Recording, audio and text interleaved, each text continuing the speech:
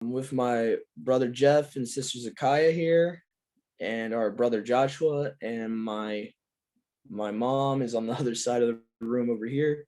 So we are going to be doing a continuation of our Torah portion studies. So we're going to be going into Genesis 48 to 50. So here we go. And let me just make sure, let me see if the YouTube Live seems to not be working for whatever reason. So, oh well, we'll just do a cloud recording. All right, so here we go. And I'm going to start us off here. And I think I will be using, let's see here. Now I'm on screen share here, so you guys are going to be able to see the scriptures. Okay, I think I'll use my sword here. And afterwards, we'll go to the Samaritan Pentateuch and see if there's any differences after the Genesis reading. So, okay, Genesis chapter 48, here we go. And it came to pass after these things, that it was reported to Yosef, behold, your father is ill. And having taken his two sons, Manasseh and Ephraim, he came to Yakob. And it was reported to Yakob, saying, behold, your son Yosef comes to you. And Yasharal, having strengthened himself, sat upon the bed. And Yakob said to Yosef, my Alua appeared to me in Luzah in the land of Canaan and brooded me. And he said to me, behold, I will increase you, multiply you, and will make of you multitudes of nations, and I will give this land to you and to your seed after you for a eternal possession. Now then, your two sons who were born to you in the land of Egypt before I came to you into Egypt are mine. Ephraim and Manasseh, as Reuben and Simeon, they shall be mine. So basically, Joseph's telling Jacob, even though they're your genetic children, they're considered as mine. Like, as far as, they're accounted to me and not you, which is kind of interesting. And the children which you shall beget hereafter shall be in the name of your brothers, they shall be named after their inheritances. Now that's interesting because that's pretty key there in the Septuagint there. The name of your brothers, meaning, Simeon's going to have his tribe of sons and daughters, Gad, Benjamin, so forth, Naphtali, all the tribes from their names, each of their descendants are going to be called. Verse 7, and as for me, when I came out of Mesopotamia, Syria, and just to explain, Mesopotamia, Syria is like Shinar, Babylon. It's like that area, Assyria. Your mother died in the land of Canaan, and as I drew near to the horse course of Chabratha, hold on, let me go to the complete Apostles' Bible. Sometimes it gets a little weird here. I guess I haven't gotten that one yet. Here we go. Let's try the 2012. All right. Your mother died in the land of Canaan as I drew near to the horse course, whatever that means, of Chabratha of the land of Canaan, so as to come to Ephrathah, and I buried her in the road of the course. This is Bethlehem. Now, later on in Messianic prophecy, we'll see the Ephrathah of Bethlehem become very important to kind of keep our eyes out for that, especially when we get to the actual prophets like Micah. Okay. Verse 8, and when Yasharal saw the sons of Yosef, he said, who are these to you? And Yosef said to his father, these are my sons, whom Alua gave me here. And Yakob said, bring me them, that I may barak them. Now the eyes of Yasharal were dim through age and could not see, and he brought them near to him, and he kissed them and embraced them.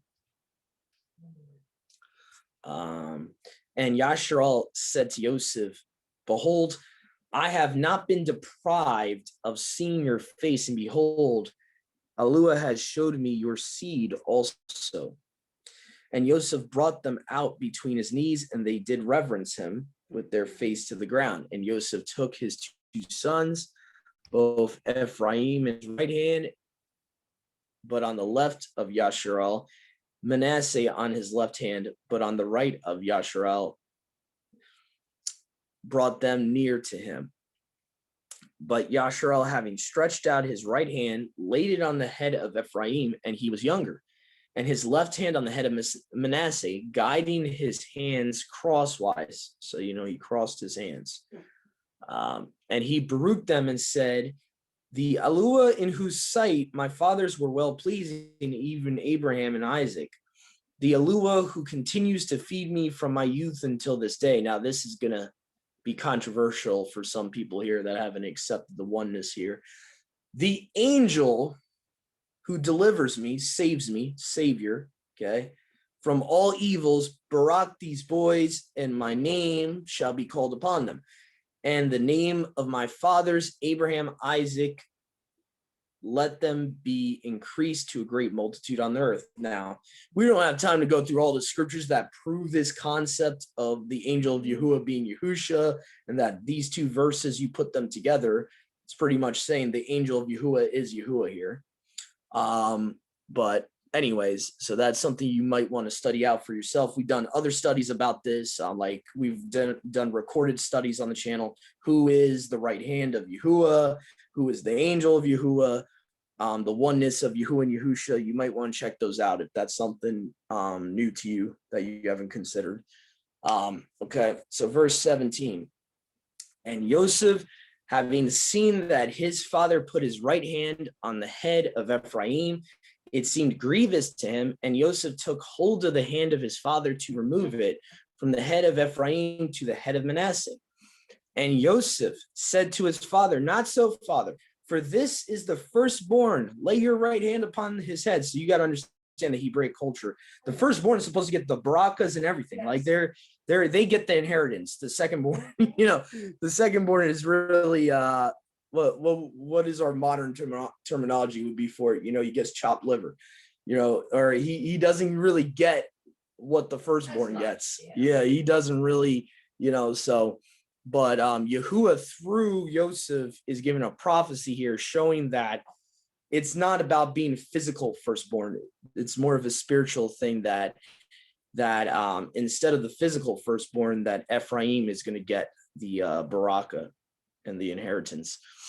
So it says, lay your right hand upon his head, and he would not, but said, I know it, my son, I know it. He also shall be a people, and he shall be exalted, but his younger brother shall be greater than he, and his seed shall become a multitude of, even though it says nations here, if you go into the Greek, and I'll do that real quick for you guys. Let me go to, just bear with me here. I'm going to go see here. Really? I didn't have the Apostolic Bible Polyglot on here? Really now? Okay, hold on a second. This won't take too long, because it's important to show the original Greek on this. Okay, so interlinear, just do that real quick.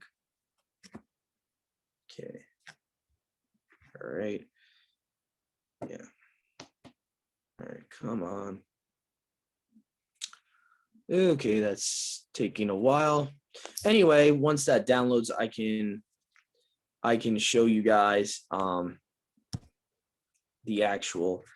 I'll wait for that to download, and I'll use my other app here for the scripture here. So we're down to verse 19 of 48. Let me hold on. Let me go to, where's that other one? Bible study. There we go. Okay, so we'll just go, Apostles Bible. So we'll go to there. Whoops, I meant to do 48. That's the only thing I don't like about this thing, is that it's hard to scroll sometimes.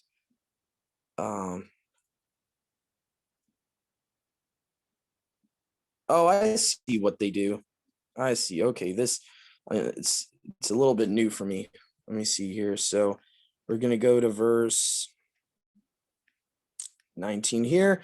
And he would not, but said, I know it, my son, I know it. And he also shall be people, and he shall be exalted, but his younger brother shall be greater than he, and his seed shall become a multitude of nations. And like I said, if you look at the original Greek, it's ethnos, ethnicities. Okay, so it's not talking about countries, it's talking about different linguistic peoples or tribes. Okay, and he baruched them in that day, saying, and you shall Yasharal be baruched, saying, Alua make you as Ephraim and Manasseh. And he set Ephraim before Manasseh, and Yasharal said to Yosef, behold, I die, and Alua be with you all, and restore you to the land of your fathers. I will give to you Shekimah and select portion above your brothers, which I took out of the hand of the Amorites with my sword and bow.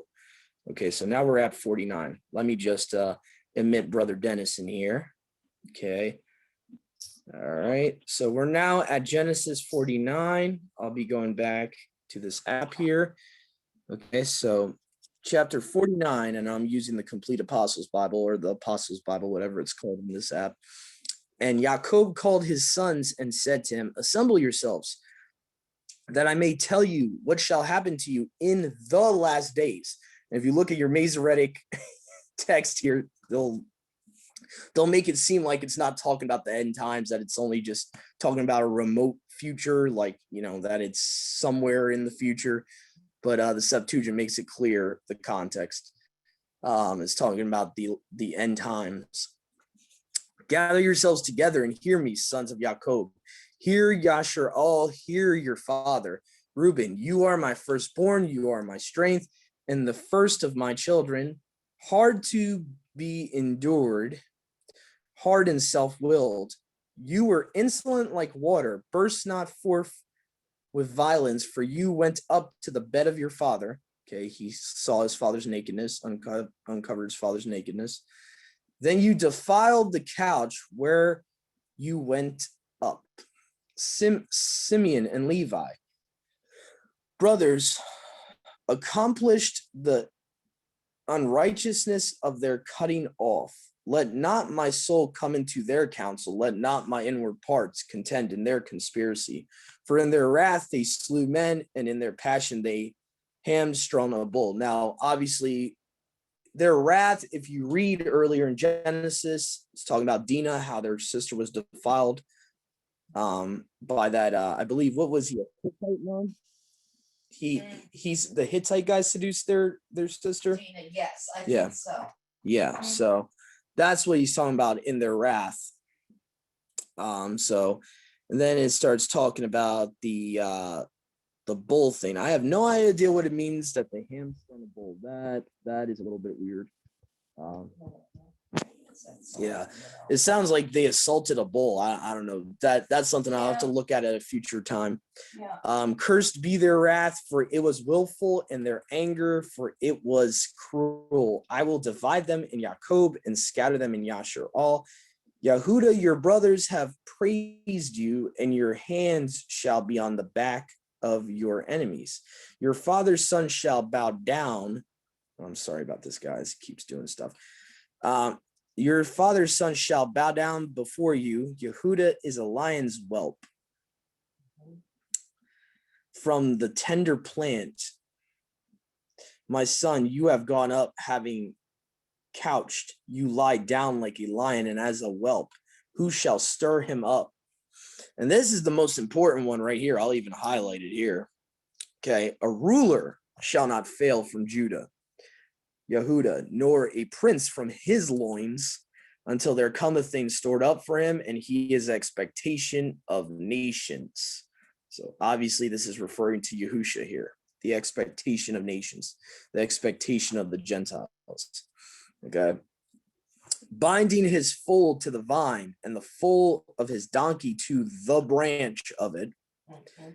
He shall wash his robe in wine, and his garment in the blood of grape. Okay, Isaiah, I think we even mentioned this last Shabbat on the Torah portion. Somehow we came to this also. What we were reading later on. I think it was either the Haftarah part of it or the prophets part. So you can find this concept, and this is another oneness verse I like to point to when you look at Isaiah 63, verse 1, it says that Yahudah is the one that is dripped in blood, has garments dipped in blood from the wine press. Okay, so, but this is saying Yahusha is the one being dipped in blood, treading the wine press. So you have this oneness here between Yahudah and Yahusha with Genesis 49:11 and Isaiah 63:1. His eyes shall be more cheering than wine, and his teeth whiter than milk. Interesting. Yeah. One thing I like that mine says that yours didn't say in verse 10, it says the scepter will not depart from Judah. And that's how many times have we heard that description? Yeah. You know, I mean, this whole thing is obvious. Obvious of who they're talking about. Yeah. Yeah, I think what the Septuagint translators did when they took the Paleo-Hebrew scriptures, instead of transliterating, they give you the meaning. So when they think of a scepter, they think of the person holding the scepter. So instead of just giving you a object, they give you the person. So that's pretty much the main difference in that one. Zebulun shall dwell on the coast, and he shall be by a haven of ships, and shall extend to Sidon, which I think there's a connection between Sidon and Tyre. I remember there's like a Issachar has devoured that which is good, resting between the inheritances, and having seen the resting place that it was Tob, and the land that it was fertile, he subjected his shoulder to labor and became a farmer. Interesting. Okay. Dan shall judge his people as one of the tribes of Yasharal, and let Dan be a serpent in the way, besetting the path, biting the heel of the horse, and the rider shall fall backward, waiting for the salvation of Yahudah. What's interesting is here we see Dan, it seems like he's still a believer, you know, he's still waiting for Yahudah, but then you see in Revelations, and I mean, all we can say is speculation at this point. Revelations doesn't mention Dan, so we don't know what really happened. As far as I know, Scripture's kind of silent on that matter, of how Dan, the whole tribe of Dan, would have fallen away somehow. You know, but there's only speculation most people, even scholars, have made about what happens in Revelations and why there's a huge contrast between Revelations and Genesis here. But anyway. Gad, a plundering troop, shall plunder him, but he shall plunder him, pursuing him closely. And, you know, Gad actually means troop, technically. Sometimes it's translated as troop. Asher, his bread shall be fat, and he shall yield dainties to princes. Naphtali is a spreading stem, but showing beauty on its fruit. Yosef is a son increased. My dearly loved son is increased. My youngest son turned to me, against whom men, taking evil counsel, reproached him. And the archers pressed hard upon him, but their bow and arrows were mightily consumed, and the sinews of their arms were slackened by the hand of the mighty one of Yakob. This is he that strengthened Yasharal from the Alua of your father. And my Alua helped you, and he baruched you from the Baraka of heaven, from above, and the Baraka of earth, possessing all things, because of the Baraka of the breasts and of the womb, and the Barakas of your father and your mother has prevailed above the Barakas of the lasting mountains, and beyond the Barakas of the everlasting hills. They shall be upon the head of Yosef, and upon the head of the brothers of whom he took the lead. Benjamin, as a ravening wolf, shall eat still in the morning, and at evening he gives food. All these are the 12 sons of Yakob, and their father spoke these words to them and baruched them. He baruched each of them according to his baraka, and he said to them, I am added to my people. You shall bury me with my fathers in the cave, which is in the field of Ephraim the Hittite, in the double cave which is opposite Mamre, in the Lanan, the cave which Abraham bought from Ephraim the Hittite for a possession for a tomb. They are buried there. They buried Abraham and Sarah his wife. There they buried Isaac and Rebekah his wife. There they buried Leah, in the portion of the field and the cave that was in it. purchased from the sons of Heth.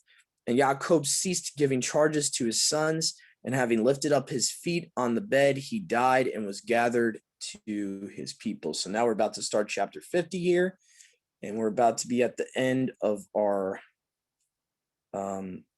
the end of our Torah portion here. So we're gonna, let's see here. Let me go back to this app here. All right, chapter 50. And Yosef fell upon his father's face and wept on him and kissed him.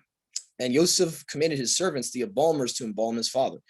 And the embalmers embalmed Yasharal, and they fulfilled 40 days for him, for so are the days of embalming numbered. And Egypt mourned for him 70 days. When the days of mourning were past, Yosef spoke to the princes of Pharaoh, saying, if I have found favor in your sight, speak concerning me in the ears of Pharaoh, saying, my father adjured me, saying, in the tomb there you shall bury me. Now then, I will go up and bury my father and return again. And the Pharaoh said to Yosef, go up, bury your father, as he made you to swear. So Yosef went up to bury his father. And all the servants of Pharaoh went up with him, and the elders of his house, and all the elders of the land of Egypt, and all the household of Yosef and his brothers, and all the household of his father and his kindred. And they left behind the sheep and the oxen in the land of Goshen. And there went up with him also chariots and horsemen, and there was a very great company. And they came to the threshing floor of Atad, which is beyond the Jordan, and they bewailed him with a great and very sore lamentation. And he made a mourning for his father 7 days. And the inhabitants of the land of Canaan saw the mourning at the floor of Atad, and said, this is a great mourning to the Egyptians. Therefore he called its name the mourning of Egypt, which is beyond the Jordan. And thus his sons did to him. So his sons carried him up in the land of Canaan and buried him in the double cave which Abraham bought for possession of a burying price from Ephraim the Hittite before Mamre. And Yosef returned to Egypt, he and his brothers, and those that had gone up with him to bury his father. And when Yosef's brothers saw that their father was dead, they said, let us take heed, lest at any time Yosef remember evil against us and repay to us all the evils which we have done against him. And they came to Yosef and said, your father adjured us before his death, saying, thus you shall say to Yosef, forgive them their unrighteousness and their sin, for as much as they have done to you evil, and now pardon the unrighteousness of the servants of the Yahudah of your father. And Yosef wept while they spoke to him. And they came to him and said, these are the persons are your servants. Fear not, for I am Yahudah. You took counsel against me for evil, but Yahudah took counsel against me for good, that the matter might be as it is today, and many people might be fed. He said to them, fear not, I will maintain you and your families. And he comforted them and spoke kindly to them. And Yosef dwelt in Egypt, he and his brothers and all the family of his father. And Yosef lived 110 years. And Yosef saw the children of Ephraim to the third generation. And the sons of Machir, the son of Manasseh, were born on the sides of Yosef. And Yosef spoke to his brothers, saying, I die, and Yahudah will surely visit you, and will bring you out of this land to the land concerning which Yahudah swore to our fathers, Abraham, Isaac, and Yakob. And Yosef adjured the sons of Israel, Yasharal, saying, at the visitation with which Yahudah shall visit you, then you shall carry up my bones here with you. And Yosef died, being 110 years, and they prepared his corpse and put him in a coffin in Egypt. So that was the end of our Genesis portion for today. Pretty much self-explanatory. So I think we're going to continue on here. As far as I remember, there's no differences really in the Samaritan Pentateuch in these chapters. So we can continue on here. What I'm going to do is let's see here.